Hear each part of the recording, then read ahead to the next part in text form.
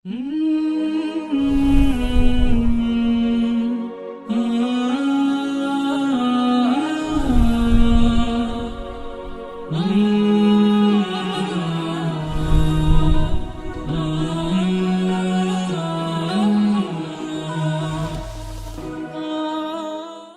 الله الرحمن الرحيم. الحمد لله والصلاة والسلام على رسول الله وعلى آله وصحبه ومن والاه. بريزان خوشويستان في خوش حالين لا القيتشي تري برنامج زارا وقرآن كان دين وخزمتان لقل ما مستوي بريز ما مستوي سفين لو القي وزارش ما مستدسين خزمت زاراوي شي تري قرآن أويش زاراوي نفاق يعني براستي وابزا مو زاراوي زوري لخو هالدقريت أوزار باوزار لا يتودس بيدا كين فرموست. بسم الله الرحمن الرحيم. خاي قرب بعداش بتاعت الموصل بس زوري لأخوي هردقري وقرآنش زور بدريجي وتفصيلي باسي كردي وراستي راست زور باسي منافقي كردي لروي لغة نفاق لنفقي هاتية نفاق دري عندك مثلا جاندارو أو هي وكو زورجو أوانا أنا فقيد رزقك. چێروشکو چێروشکو أنا أو عندك هي دوسي كوني دروز زكاتن يعني لو لا يستدري لو لا يديتن عينا أو التصوير حالي منافقية دو روي هي دو سري هي مخرج خفي مخرج خفي هي لو لا يدتي لو لا يديت تدري أجر لو لا يحسب ما ترسيب كان لو بزر دبي لسركي دي تدري لو سري حسب ما ترسيب كان بزر دبي لو يدي تدري منافقيش دوسي سري هي دوسي كوني كردي توا لو لاي مسلمانان حسب ما ترسيب دستلاي كافران دريم لقرم قوما لاي كافران حسب ما ترسيب ديتو لا مسلمان قازان زدريكا كامن لقرم قوما لو أوا سبحان يعني تصوير شي زور زواني منافقية كدوروا يان زياتر للرواتشيا مرزية منافق وزدور رو بيتزاروية تسان روا راست وادكاتن كمسلمانان وإيمان داران وەکو بڵێ ئەوەی خۆی هەڵیان بخەڵەتێنی تنوان پیشان بدا لەبەرچێ لەبەرەوەی مەسلحەت و ئەوەی وی وا لەگەردایە کەوا پیشان بدا لەگەڵیانە و ئەوەش بە زۆری لەو کاتەی دروست دەبیتن کە مسلمانان وەکو برێ دەسەڵاتەچیان هەبی لە ناخۆشیدا نەبن. ئەجەمە هەسا ئەگەر تەماشای قورئانی پیرۆزیش بکەین قورآن زۆر لە زۆر ئاەت باسی هەنی منافقینی کردیە هەتا وشەی نیفاق بە هەموو مشتەقاتەکانی وە زیاتر لە 36 زاری لە قورئان دووبارە بوویتەوە. بەڵام ئەمە تەماشا بکەین یعنی کە منافقین کەینێ دروست بوون کە پێغەمبەری خوا صلی الله عليه وسلم لە مەککە بوو دوو چین هەبوو ئەویش چینی ئیمانداران و بێباوەڕان منافق نەبوو بەڵام کاتێک کەوا پێغەمبەری خوا صلی الله عليه وسلم هیجرەتی کرد لە بۆ مەدینەی کە مسلمانان بوونە خاوەن کیان و دەسەڵاتی خۆیان ئەو کاتی منافقین دروست بوون کەواتە کۆمەلگایەک ئەوە زۆر گرنگە مامۆستا ئەو قسە کەوا کۆمەلگایەک پێغەمبەری خوای لێبی عليه الصلاة والسلام و ئەصحابی لێبی منافقینی تێدابی کەواتە کۆمەلگایەک کە ئەمەی تێدا بژین زۆر ئەولاترە منافقین هەبیت يعني أو يعني شتك وكو دري ظاهرة بشرية راست لبر أو خطورتش أو إنما ترسي قرآن أو إنما تفصيلي باسي كرديا وبتعبتي لشين نربشي زنابد باسي كلمة ديني هبون سورة مدنية كان زور باسي كريا على سورة مكة كان بازنا كريا لو هيك لو اشتانك سورة مدني بيد ناسرتها أبيك باسي منافقاني تيدا هاتيا لبرو لا يسر هالددن يعني مجتمعك بعام كمجتمعي مسلمانة أوان لو يلقى مجتمعك برين ولا واد الروينو أما شو تشيم قولم قول زيانينا خويان وا بشان ددن كمسلمان بلان منافق براستي زور خطورتي هي لبر هند خوای گەورە وا بە تەفسیل باز دەکات يعني لسرەتای سوورەتی بەقەرە کە دەبینین 4 ئاەت باسی ئیمانداران دەکات بەڵام 13 ئاەت باسی منافقین دەکات 2 ئاەت باسی کافرین دەکات لەبەرەوەی ئەو منافقانە خطورەتیان زۆرە بەهۆی ئەوەی کەوا بەفێڵ بە تەڵەکە خۆ دەشارنەوە و مسلمانان خۆیان حاضر ناکەن چونکە زۆر خۆشە دوژمنت ماوەسا ڕاست و ڕێک ئەوەی لە دڵیتی ئەوەی قەناعەتی پێ هەیە بیرێتن ئەتوش خۆت ئامادە دەکەی صریحە ئەو لۆ قسەبی لۆ هەڵوێزبی قسەی خۆی دەرێتن بەڵام ئەدی ئەگەر ئەو قسەی دەکاتن شتەشی دیکەی شارد بیتەوە بینە بوو ئەوە خەتەرە اوش لتسرادي منافق كسشي لروي نفسي ودوراوه حسب شكزدك شخصيته شي بقوتنيه وكو بري شيكاره شي دروني لو بكي خاوند كساتي شي بهزنيه أزمان صبر هر إضافة السوق سي زنابد يعني لبيرنتي هر زاناني علم النفس ده فرمون أصعب حالة علاج نفاقة ما شاء الله يعني ناخوش ترين وزحمة ترين نخوشي كعلاجي بقرين بابتي نفاقة أو فعلا زور مشكلة لبروي أو كساتي به زي ودكات للروك كوا أتو بزورك ليتي بقي دعاء أو لجيره وبزورة شديك إيش بكاتن وأتو خد آمادة نكرد بي خد آمادة نكرد بيتن لو إخوائي قول سبحانه وتعالى زور لقرآن كبازك يخادعون الله والذين آمنوا وما يخدعون إلا أنفسهم وما يشعرون با قماني خوان وزانن أوان خواهي قول سبحانه وتعالى هل دخلتين وإيمان داران هل دخلتين راست لكاتك بس نفسي خوان هل دخلتين راست ومستحيل أخوائي قول سبحانه وتعالى هل بخلتين بلام أولا ظنوا لقماني وانا وأخوائي قول سبحانه وتعالى كأنما وكو تسليك ودلدانا وكلو إيمان داران دفرمي خو أوانا هر أمقو هر ناخرتين أوانا ديانا إخوة هر بخلتين كبيشيان هر ناخرتين كواتا عاقبتي أمريكيان بس شكستو لنا وتسولو خو خلطان دنا خو عند خلطين إن راستي ده أزمان للتفسير أو آيات زانان دفرون يعاملونه معاملة المخادعين يعني أونيك أخوي جور هرب خرتين نعوذ بالله أو ما مليدكن أو ما مليدكن أزمان يكم صفتي شيانك أخوي جور القرآن بازك يكم صفتي منافقين كأخوي جور القرآن بس أنبك أويا دانوي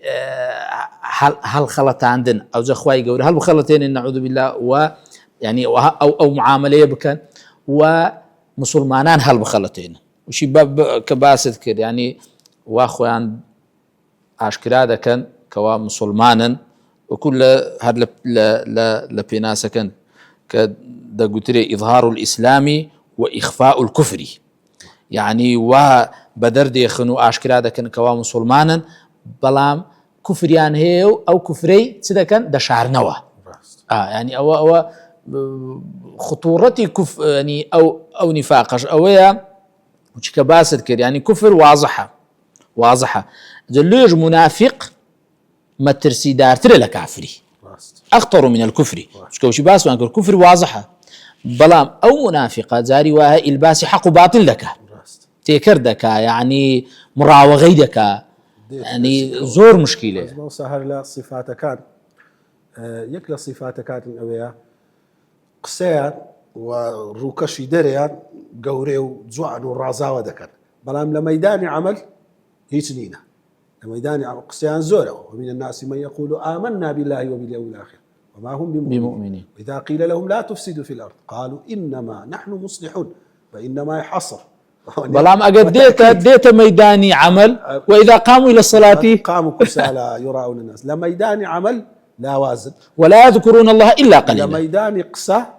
زور بهيز سري مجلس يدقرن وإذا رأيتهم تعجبك أجسام وإن يقولوا تسمع لقولهم قسان بكن مجلسان لما سيسان جيان لو دجيلة لو يدا بإنسان مسلمان زور دار بيتن لو زور كسانا عندك علاج شي زور جوانيان قوتي ولو أما زيادة استباس الصفات عندك دريم منافقا بعملي تعقيب كانوا داوي عملي ديبك زور جي ماذا قساني قسيستك بزان عمليكو اگر عملك يبجير قسك يبو او نفاق دردسيتن بس اگر اخوان اخواس عملي نبو هر قسي ابو او لسر نفاق دبي ارما وصى پیغمبري خواش صلى الله عليه وسلم كلا فرمودي باز دكا فرمي ان اخوف ما اخاف عليكم بعد كل منافق عليم اللسان حديثك الصحيحه يعني لا بازار الزمان ومظهر وظاهري او بابتانا يعني سوار تاكا شي تاكا يعني اسبي خوي تاودا بلام لك لحالتي عملوا يان حالتي تنقتاوي جنق جهاد ومنهم من يقول اذن لي ولا تفتني الا في الفتنه سقطوا او انا بخوان توشي فتنه بينك نفاقه يعني لا صعف ايش للصفات كان ذكر لسوره احزاب زناود باس سوره التوبه او التوبه سوره احزاب ايش باز دكاتره ڕوحی دائما ڕوحی دۆڕان و بەزین و هەزیمەت براو دەکەنەوە ڕوحی بێئومێدی لە ناو مسلمانان چکە بەخۆی بەزیە خۆی بەزیە کاتێکە پێغەمبەر عەلەیهی سڵات وەسەلام لە جەنجی خەندەق هەموو کافرەکان لێی کۆبووبوونەوە ئومێدی دەبەخشی فەرمووی ئەی سەحابەینە ڕۆم و فارس دەکەویتە دەست مسلمانان منافقەکان چیان دەگۆ دەیانگەوە لە ناو مەدینەی ئەمەوا بە ئیسراحەت ناتوانین سەراوە چی بکەین محەممەدیش وعدی ڕۆم و فارسمان پێدەداتن هەگوتیان ما وعدنا الله ورسوله إلا غرورا ئەوە وعدە خۆ فریودانە خۆ خەڵەتاندنە سبحان الله لەو سەردەمەش عینت دەبینی ئەو مسلمانە کاتە کە دەڵێ کاکە ئەو وەزع هەروە نابی مسلمانان بە ئومێدە ڕۆژێک دادێ دەسەڵات دەگرن لەدەست دەبنە پێشەوای ئومەتان ئەو وڵاتانە هەرەوها نابن وڵاتانی مسلمان پێش دەکەون نە کابرای منافق هیچ ناکرێ ئەمە هەموو دەبێت لە پاشی ئەوان زۆر لە پێشترن ئەوان ئەوکو بەمە چادەبی بەمە چانابیتن ئەمە ئی هەندێنینە دائیمەن ڕۆحی هەزیمەت بڵاو دەکاتەوە یعنی ئەوە ئینسان دەبی ئاگاداربی بوونی ئەو نەزعەیە صفەتەکە لە صفاتی منافقین بوونی بێئومێدی برێخوای گەورە نەسڕەتی دینی خۆی نادا نەسڕەتی دینی مە مەحاڵە مسلمانان مەحاڵە چا ببنەوە پێشەوایەتی صفەتەکە لە صفەتی منافقین ئەجەم بامەسە خوای گەورەش باسییان دەکات دەفەرمێن لەو خەرەجوا فیکم ما زادوکم إلا خەبالە یعنی بارن بەسەر مسلمان ولا أوضعوا خلالكم يبغونكم الفتنة بەڵام ئەوەی کۆتایی کە زۆر ینی بەڕاستی مشکلێ خوای گەورە دەفەرمێ وفيكم سماعون لهم يعني هي لإيماندار غريبة بس زمانه يعني جيلي رادقريت زور جاني رادقريت لو أنا بيكاري جرد بي وعقصة كي توا والله قصة شي جوانا ما شاء الله يلي بي أوزا خواي قورا للقرآن دا بس لباج أوي كباسي منافقين ما لبودكا دفر ميسا هم العدو فاحذروا عقدار من أوان دجمنين قونا دجمنين عقدار من كواتا ليان بحذر بن فاحذرهم حذريان ليبكا زمان وصلا يعني منافق ديارة جوري شي هي ونيا منافقي اعتقادي مان هي منافقي عملي مان هي منافقي اعتقادي صفات انا بعض ذكي قاعده عملي بمعنى هندشان بله اعتقادي بيت جاري كابره مسلمان شي غريب وتاكو باشيشه بلام صفتك لا صفتك كان نفاقي لهاتي تزي او معنى اونيه او اياتها رشه جوركان اوان بقريتوا في الدرك الاسفل وانا اعتقاده النبي بلى ما دام اعتقاده النبي يعني زاري واحد موسى يعني أهم منافقة شيء فكري يعني لبون من أو فكري أو خزمتي كديكاتن دتي توا زعبو برشي بباوران يعني وها ظاهرا خوي أشكرا دكاتن أجب لو يعني أو بابتي النفاق لبو أو سردم استيخومان باسي بكين كابرا دبيني بناوي شهادة وبناوي يعني قورو وقرو يعني هندا قسان دكا يعني هندا عمل دكاتن كوا بحساب أخوي بمسلمان عاير بستوتسارة بلام أو خزمتي كديكاتن لو خزمتي بباورانا يعني خواب فنامام دبي إنسان أقداري أو خالي بيتن توشي نبيتن يعني وكو عملش توشي نبي هلا أقصد زنابد أو يكلا صفاتي منافقين لقرآن كباز ذكري ولا وميليان لو بباوران هي ألم تر إلى الذين نافقوا يقولون لإخوانهم الذين كفروا خواهي قول وصف عندك هذا فرمي أو أنا براي كافران يعني بمنافق عندنا يا أيها الذين آمنوا لا تتخذوا اليهود والنصارى أولياء بعضهم أولياء بعض ومن يتولهم منكم فإنه منهم كواتا منافقي دبيني دائما دري خوشة بباوري بدوش بني أو دينه كاتك باسي وان دكري استتماشي واقع خومانك باسي أوروبا دكري أوانا لبيشمنا مسلم يعني هرتي صفاتي جواني وان بي باز دكا هرتي ناشيرني وان بي دادا بوش هرتي لنا مسلمانا كم كريبي قورة دكا قسيلة سر دكات هسه مثلا باسي أوي دكات له دائما مسلمانا باش كوتونا متخلفا ثقافتي النية أخر راسنية أقل دل سوزي بباشا بس تماشاك مثلا واقعك وشي خوي بشان هذا راست تلبيسي حق وباطل لك أميت كردنيا أجرنا ورا أمريكا يباشور مثلا لوك لا إعلام ولا أو قد باسنا أفريقيا طبعا زوري نيز زوري زيادة لأوروبا مسيحيتي ليا وكودان اشتوا لو أبي باسنا كري ولاتاني دوا كوتون دائما دري ولاتاني مسلمانان ولاتاني دوا كوتون لو أويتسيا لا عقل لا واعي مسلمانان أو أدرس ده بديار أو الربط بإسلامتي من لما هندي من دوا كوتون وكاتك مسلمانان برو حستانه ودسد يشي باش وشتي أميد بخش دكان دائما لي تنقيص زكاة لي ديني تخوالنا أو وانية يعني مثلا دريتن لو دائما مسلمانان شري بيك ودكان قد كافر شريناك قد كافر وقسوا من جيل دبي كافر صفتي درو عداوة لقى يقدي غلو غش في أي باشن في أي باشن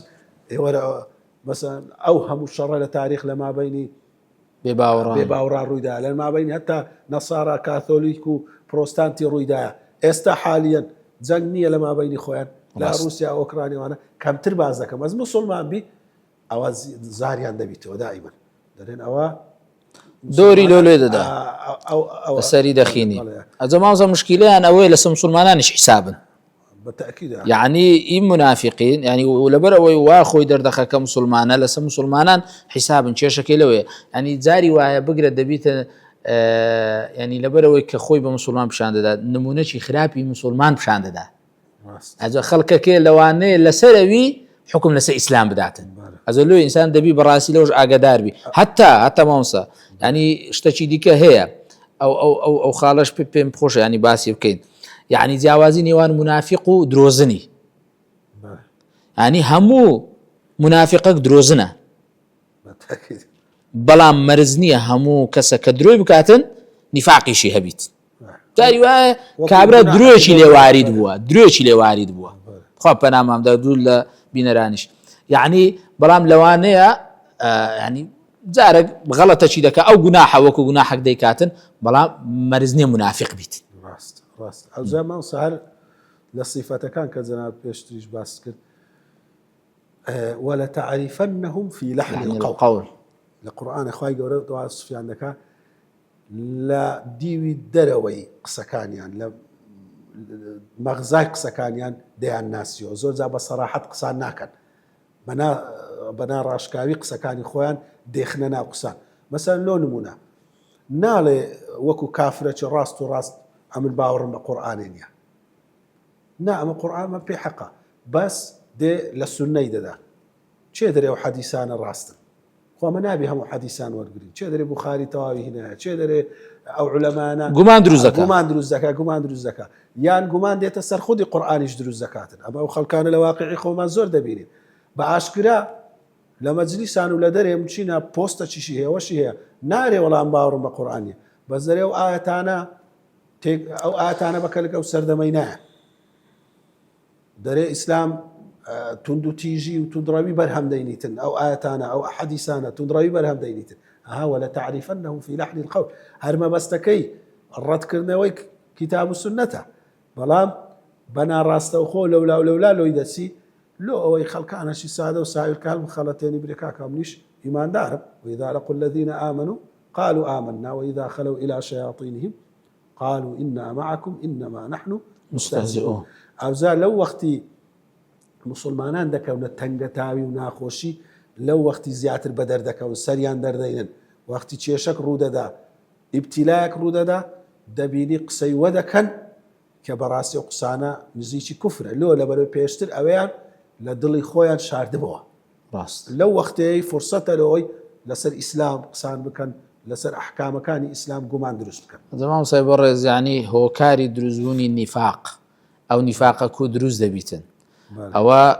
يعني يقلو هو كارا جرينغاني كخواي قول القرآن يجباسي كرديا يعني ضعف إيمانه لاوازي إيمانه ودكاتن كوا أو كسخاون إيمان وعقيدتي تاكو باشو بهزنيا إيمان وعقيدة كي لاوازا توشي أو حالتي دبيتن وكو كخواي قول سورة التوبة دفرميتن إنما يستأذنك الذين لا يؤمنون بالله واليوم الآخر إيمانيا بخوا بروج دعينية وارتابت قلوبهم قمان يعني هي قمان هبا قمان ودد يعني يعني يواهي هم قماني لها مشتكي هي فهم في ريبهم يترددون يعني أو براستي لو أوي كخوش من لو صفتي النفاق يعني خواي قوراهم لا كمان بباريزتن باريز راوبين كبرا زور جرينجا من يعني إيماني خومان بهزبكين يعني تشكا هندك بابته هند فكره هي ما مستا يعني كدرجندريت ناو كوملغا ايشي لسا دكري لناو كوملغا او ئەو شتانە دروست دەکات لە بۆ نمونە نەخۆشی نیفاق لە بۆ نمونە فەلسەفەی نسبی هەموو شتێک بە نسبی وەربگرە وەڵی لەوانەیە وەبی لەوانەیە ئەوەش ڕێی تێدەچی هەموو شتێک بیتە گوماناوی یەقینیات نەمینێ ئەوە کێشەیە بەڕاستی هەنجی بیر و باوەڕەکەی لەق دەبی زەعیف دەبی معرەزە لۆی تووشی نیفاق بی بیان تووشی کوفر بیتن ئەزە لێ بەڕاستی ئەنی فەلسەفەی نسبی لە هەموو شتێکی نابی لە هەموو شتێکی بەکار بێ ولا بۆ هەموو شتێکی پێ بپێورێت عفو ماوەستایان لەوەی باست کرد ئینسان لۆی خۆ لە نفاق بپارێزرێ چ بکاتن مەسەلەی ئیمان بەخوا ئیمان بە ڕۆژی ئیخلاص مەسەلەی هەبوونی عیبادەتی خەبیئە یعنی بەتەلێ مابەینی خۆی خوای ئیخلاصا لله کەس نەزانیتن زۆر مهمە یعنی ئینسان هەموو دوعای هەبیتن خەبیئەة الأعمال کە لە فەرمایشت هاتیە عیبادات و نوێژ و شتی ڕێک و پێچی هەبیتن مابەینی خۆی خوای گەورە کەس ئاگای لێ نەبیتن و بە نەشاتەوە بەرەو عیبادات بچیلەوەی عەکسەکەی إذا قاموا إلى الصلاة قاموا كسالى يراؤون الناس تنبل العبادة ريايا زورا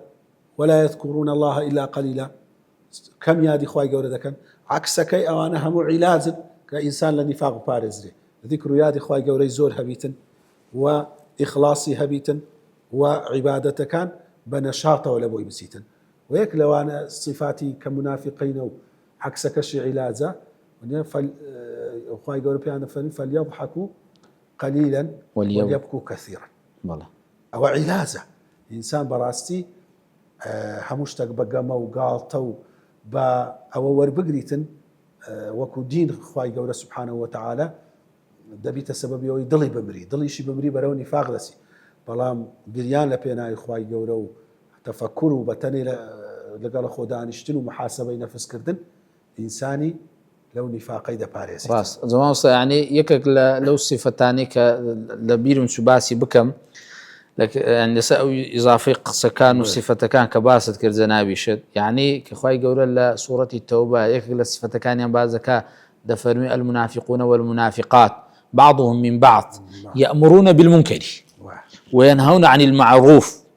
ويقبضون أيديهم نسوا الله فنسيهم أذا باشان دفرمي إن المنافقين هم الفاسقون ده بالراستي يعني أو صفتانش بشيشي ترى أمر بشتي خراب يعني أتو أجر بيصير منافقة شي بناسي أجر أو أراستكي برو أراستي شي خراب وسربيتي خواي جورب وأبزانا أو كسا منافقة دور لا تاكو باشبو أبزانا يعني أو يكل صفة كاني ترى حزم ده ما وصباسي أوش كنت شون هەڵسوکەوتی لەگەر بکرێ ینی مسلمان چۆن هەڵسوکەوت لەگەر کەسێکی بکە کە منافقە بە ئاشکرایی بەڕاستیان لی بە دیارکەوتیە منافقە پێغەمبەر عەلەیهی سڵات وسەلام چۆن هەڵسوکەوتی لەگەر کردینە یەکەم شت وەلانانیان یعنی قسەیان بە هەندوەردەگیرێتن چونکە ئەوانە زۆر قسەی دەکەن بەس لۆ ئەوەیە بەرامبەری ئیستیفزاز بکەن مسلمانان ئیستیفزاز بکەن قسەکانیان بە هەندوەرنەگیرێت ڕەتفعلی زۆر ئەوە نەبیتن هەتا پێغەمبەر عەلەیهی سڵات وسەلام هەندێکی مەسەن کە گەیشتە و حەدەی گوتیان لۆ نایان کوژی فەرمووی لەوەی خەڵک نەرێ پێغەمبەر صلی الله علیه و سلم ئەصحابەی خۆی دەکوژ لۆی ئەو منافقانە ئەگەر پێغەمبەر صلی الله علیه و سلم کوشتبانی خەڵک لە دەرێ وەکو قەبیلەکانی دەرەی مەدینەی دەیانگۆ ئەوە مسلمان بوو کوشتی کەواتە ناتەئمینیەک بەرامبەر بە مسلمانان لەناو مسلمانان براو دەبووە زمان ئەوش حکمەتی پێغەمبەری خۆیە کەمە لە ئەڵقەی ڕابردوو باسی حکمت ناکرد ئەوە قسەکانیان بە هەر وەرنەگیرێتن لەبەرەوەی ئەوە فیتنەی بڵاو دەکەنەوە بەڕاستی و هەروەها مراقبەی قسە عملیان بکرێ نە قسەی بزانە لە مەیدانی عمل چییە زۆر گوێ بە قسەکانیان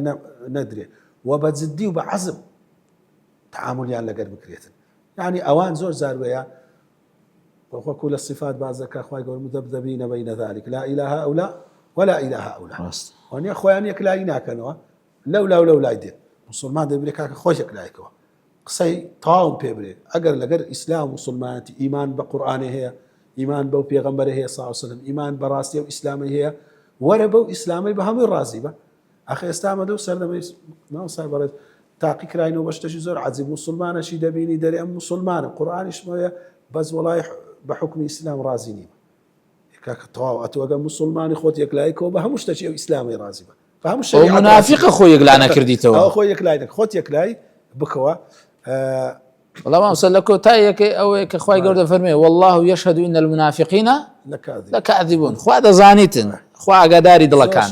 خواي قرب ما باريزي لو نخوشيا خواي قرب تفصيلي دايتي وبأسي كردي لباري نفاق خواي قرب هم لايك مان بباريزي